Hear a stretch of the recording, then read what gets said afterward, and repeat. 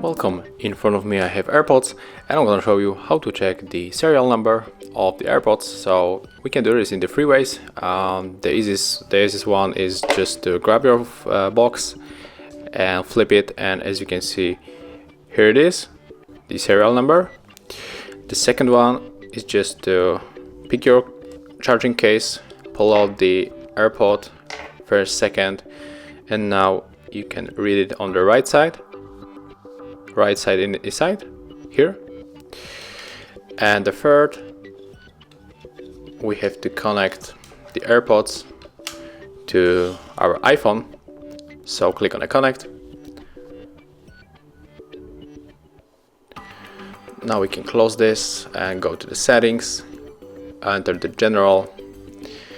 Now we have to go to the about, scroll down, enter the AirPods Pro, and the serial number is here.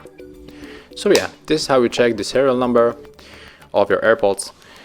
And thank you for watching. Leave thumbs ups. If you have any questions, leave it in the comments, and of course subscribe to our channel. See ya.